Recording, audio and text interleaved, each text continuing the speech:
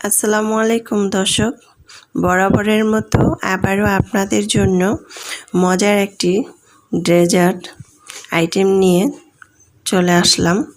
আজকের পর্বে আমি আপনাদের তৈরি করে দেখাবো তালের রসের ডেজার্ট। তাল নিয়ে আমরা বিভিন্ন রকম আইটেম তৈরি করে খেয়েছি, বাট আপনারা কিন্তু এটা ট্রাই করে দেখতে পারেন। আত্মীয় স্বজন যে কাউকে তৈরি করে খাওয়াতে পারেন, সবাই কিন্তু মুগ্ধ হয়ে যাবে। আর এই রেসিপিতে ট্রাই করলে কমেন্ট জানাতে ভুলবেন না।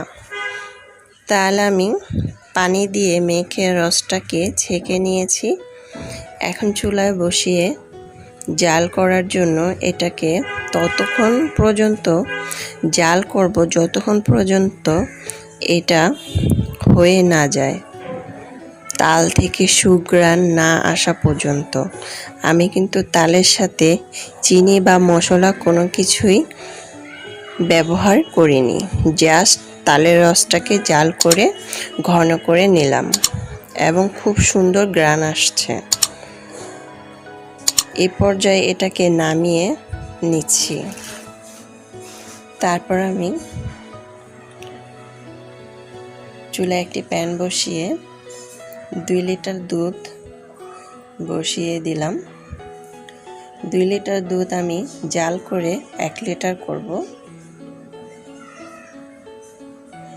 অনবরত নাড়তে হবে, না হলে দুধটা নিচে দিয়ে লেগে যাবে। এখন আমি সুঘ্রাণের জন্য 4টি এলাচ দিলাম, হালকা পরিমাণ লবণ দিলাম, স্বাদ মতো চিনি দিয়ে দিলাম, দিয়ে নেড়ে চেড়ে মিক্স করে নেব। চুলার আঁচটাকে কিন্তু আমি বাড়িয়ে নিয়েছি।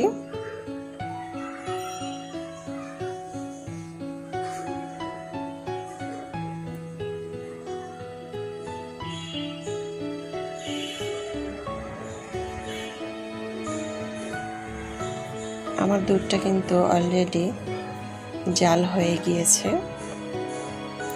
ঘন হয়ে গিয়েছে। এখন আমি এখান থেকে 5 কাপের মতো উঠিয়ে নেব।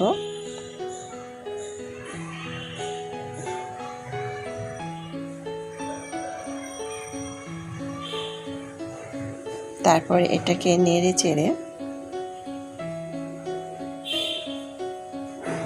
বলক এনে নিব। তারপর আমি এখানে দিয়ে দিব তালের রসটা। তালের রসটাকে আমি দিয়ে নেড়ে চেড়ে নিব। এখানে কিন্তু তালের রসটা আমি জাল করা তালের রসটা দিয়েছি, প্রায় 2 কাপের মতো। এটা আমি পুডিং বানিয়ে নিব।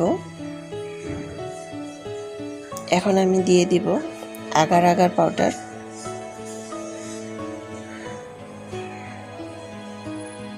1.5 টেবিল চামচের মতো দিয়ে নেড়ে চেড়ে মিক্স করে নিব।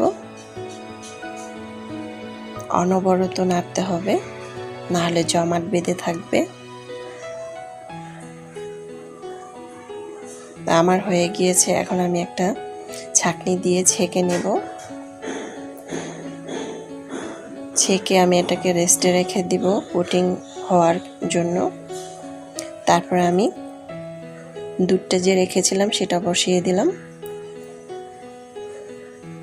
বসিয়ে এখানে আমি দিয়ে দিলাম 1 কাপের মতো গুঁড়া দুধ। গুঁড়া দুধটা দিলে ঘন হবে দুধটা। অনবরত নেড়ে আমি মিক্স করে নেব। এখন আমি তালের রসটাকে দিয়ে দিব। তালের রসটা আমি এখানে 2 কাপের মতো দিয়েছি। দিয়ে অনবরত নেড়ে এটাকে মিক্স করে নেব।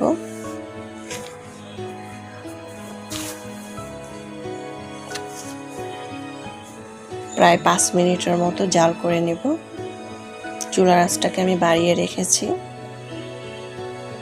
তারপর আমি উঠিয়ে নিয়েছি। এখানে আমি চুলায় একটি প্যান বসিয়ে আগে থেকে পানি গরম করে নিয়েছি। এখন আমি দিয়ে দিব 1 কাপের মতো সাবুদানাটা দিয়ে নেড়ে চেড়ে মিক্স করে নিচ্ছি। ঠান্ডা পানিতে দেওয়া যাবে না, নাহলে জমাট বেঁধে যাবে। এখন অনবরত নাড়তে হবে। নেড়ে এটাকে আমি সিদ্ধ করে নিব। আমার এটা কিন্তু সিদ্ধ হয়ে গিয়েছে। এখন এটাকে আমি নামিয়ে ছাঁকনিতে ছেঁকে ঠান্ডা পানি দিয়ে ধুয়ে নিয়েছি। এরকম ঝরঝরা হতে হবে, একটার সাথে আরেকটা যাতে না লাগে। তো আমার পুডিংটাও হয়ে গিয়েছে। এখানে এটা কিন্তু আমি ফ্রিজে রাখিনি, এটা আমি রেখে দিয়েছি ঠান্ডা করতে, এমনিতেই হয়ে গিয়েছে। তো এখন আমি ডেজার্টটা তৈরি করে নিচ্ছি। সাবুটা আমি একটু নীল রং দিয়ে ভিজিয়ে রেখেছিলাম, তারপরে ধুয়ে নিয়েছি। এক এক করে সবগুলো দিয়ে দিচ্ছি। আইসক্রিমটা একটু বেশি দিলে খেতে ভালো লাগবে, খুবই অসাধারণ লাগবে।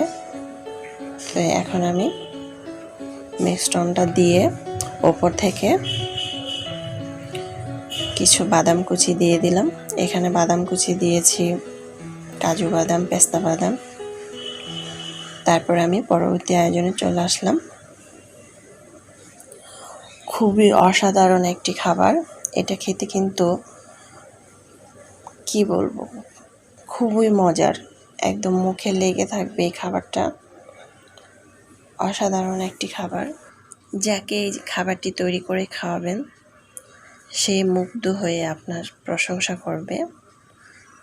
খুবই মজার একটি রেসিপি, দেখতে খুব সুন্দর লাগছে, খেতে তো আলহামদুলিল্লাহ। আশা করছি আজকের ভিডিওটি আমার ভালো লেগেছে আপনাদের। ভালো লাগলে অবশ্যই আমার চ্যানেলটাকে সাবস্ক্রাইব করে লাইক দিয়ে শেয়ার করে কমেন্ট করে পাশে থাকবেন। আমার ফেসবুক পেজটাকে ফলো করে দিবেন।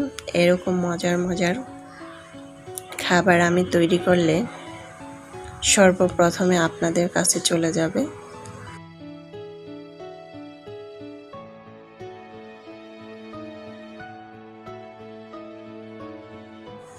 এখন আমি একটু খেয়ে দেখাচ্ছি।